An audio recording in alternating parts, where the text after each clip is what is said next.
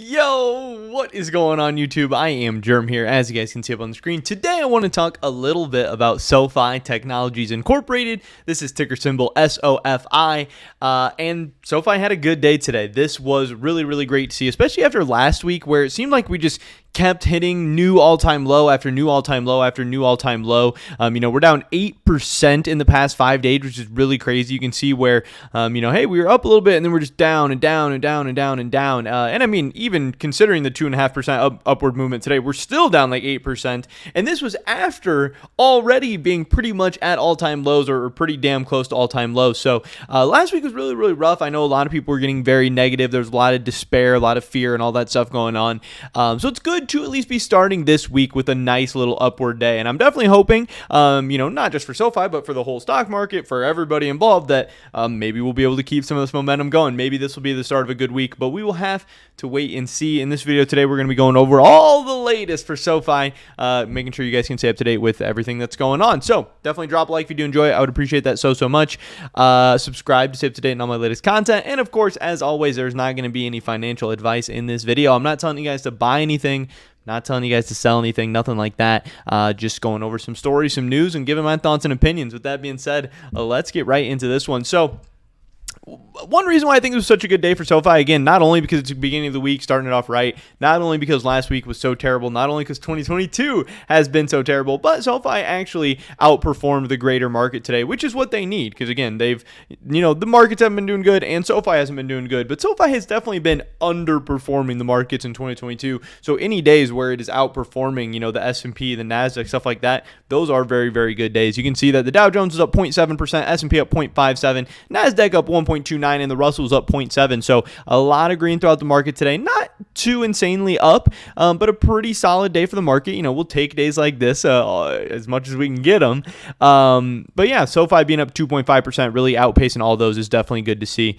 We had this from the Motley Fool, a free article from them. They said, "This is how SoFi is helping its members fight inflation," which is a good sign. It's an article with a positive spin, a positive title, which, like I said, has been a little bit hard to come by recently. They say SoFi is a one-stop shop for financial needs, and it's all about a video that they posted, but they kind of give, a TLDR or TLDW of the video. They say in this video, I'll be talking about SoFi's battle against inflation, how its users can take advantage.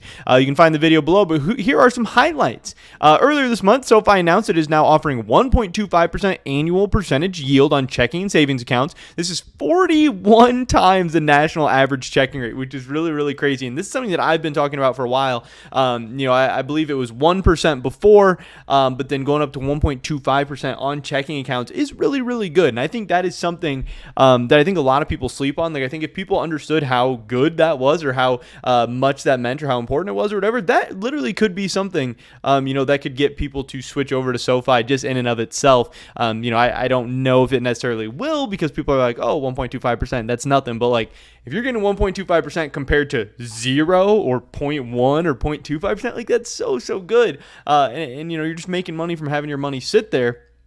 Money that you're probably going to be spending or using or whatever anyway. You can still be accruing some interest in the meantime. It's super good. And again, it is, you're not going to beat inflation with anything like that, but it's helping against inflation, especially at a tough time for a lot of people right now, where just things are getting ridiculously more expensive. Last week, the company said that members with direct deposit can start earning 3% cash back on all eligible credit card purchases for a full year when they are approved for the SoFi credit card. This is a highly competitive rate, especially in the current market environment. This will enable SoFi to cross-sell various products, which will lead to a high lifetime value per customer and low customer acquisition costs. Lowering that customer acquisition cost is such a big thing for SoFi. That's really one of the main things that's going to help them get closer and closer and hopefully eventually into profitability. This is the major advantage of being a one-stop shop in fintech. Yes, 100%. If you can get one person to use 4, 5, 6, 7 of your services, you're only paying to get them that first time. And then the second, third, fourth, fifth, sixth, seventh, those are free. So that's lowering your costs. That's going to be great. And you're still able to make, more and more money off them, but hopefully be offering them services that are actually helping them out and actually benefiting them as well. So it's kind of a win-win at the end of the day if SoFi, lives up to all the expectations. Because of the extension of the grace period for the federal student loan payment, SoFi has updated its adjusted net revenue. We've talked about that in a bunch of videos before. And then the company is expected to be reporting quarter one earnings on May 10th. So that will be very, very interesting to see. So we'll have to wait and see on that. As far as the SoFi stock subreddit, honestly, not anything too crazy going on today. There were some interesting posts. I thought we had the bank regulations versus DeFi. This is kind of an interesting point where somebody says, think of how SoFi can get a real edge in the finance space, and then it hit me. Can SoFi be held back from in the early stages of DeFi because of bank regulation? They're specifically talking to the point of the bank charter. That, hey, when SoFi is not a bank, maybe they can get away with a little bit more. Maybe they're not going to be as heavily regulated. Maybe, governments and laws and all these things aren't going to be cracking down as hard on them, so they can, take more risk and do maybe some more interesting, crazy stuff. They're specifically talking about like Web3 and crypto and all this other stuff. So they're like, hey, if we can't do that stuff and we're just competing, against financial institutions under the same rules and doing the same things as them, are we going to be able to win out or anything, or are these bank regulations really going to slow us down? And they say, does SoFi have anyone the mentally savvy enough to work on Web3? SoFi should also consider doing an earnings call questionnaire. Are banks allowed?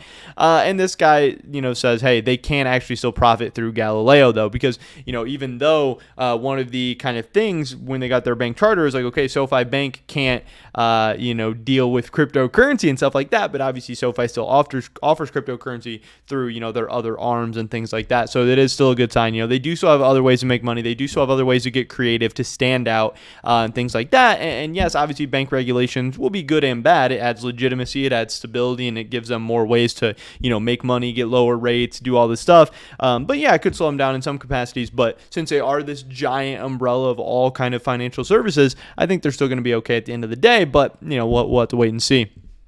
We have this. This person posted that SoFi kept freezing their accounts and unfreezing days later without reason. They called the fraud department, but it's a voicemail that never calls back. Do not use this bank. This has happened 4 times over the past 6 weeks, and I was late on rent because of it. Obviously, this is an absolute nightmare. Now, I'm sure we've all had some kind of issues, with our credit card or with our bank or something like that before.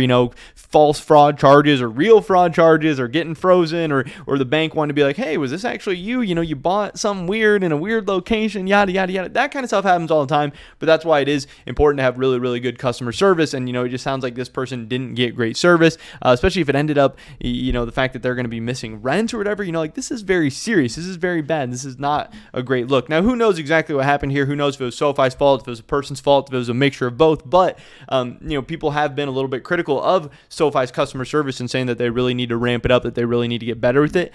And I agree with that. Obviously, customer service is absolutely key. But also, if SoFi has all these aspirations of growing and growing and growing and, like exponential growth going into the future, like, hey, if, customer service is an issue right now, what do you think it's going to be after you have some insane, growth spurt or something like that? So I think it's something they really, really, really need to get under control right now. Not necessarily, we don't know all about this specific situation, but, if things like this are popping up, that's not going to be good. These are things that are going to spread by word of mouth. This person's going around telling everyone, do not use SoFi. But hopefully SoFi sees this or stories like this or whatever, and hopefully they can get some things figured out on that front. We also have people talking about, besides SoFi, what other fintech stocks do you like? And I thought it was kind of interesting. This guy says he likes Marqeta, Square, StoneCo. The top comment says they like Upstart, which is, a company SoFi is kind of compared with a lot, or at least, in the same conversations with a lot. But then a lot of other people say that they're not touching any other fintechs. I don't know if this is because fintechs have been getting hammered over the past couple months, really like over the past half year or so at this point,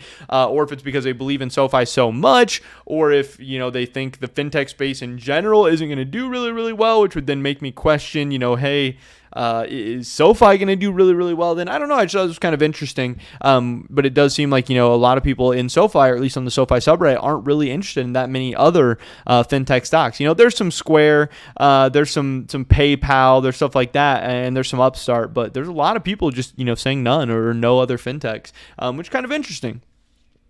A lot of people saying, how long are we going to wait? And then, a ton of people feel this way right now.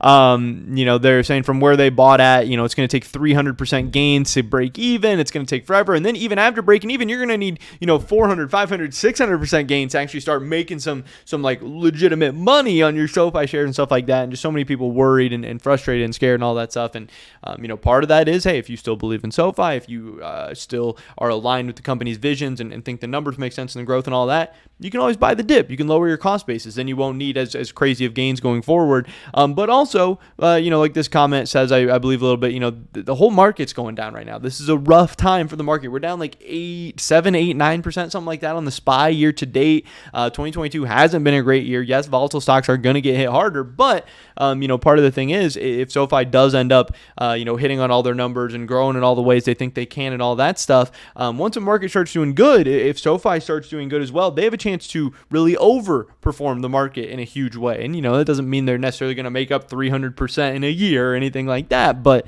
just like they've been underperforming the market right now, that doesn't mean they can't overperform the market going forward in the future. But yes, there's always a risk. Yes, you have to be patient. Especially if you're investing in companies that are currently not profitable and are more seen as, long-term plays. But yes, I absolutely, understand people being frustrated, upset, scared, or just having a lot of fear and stuff.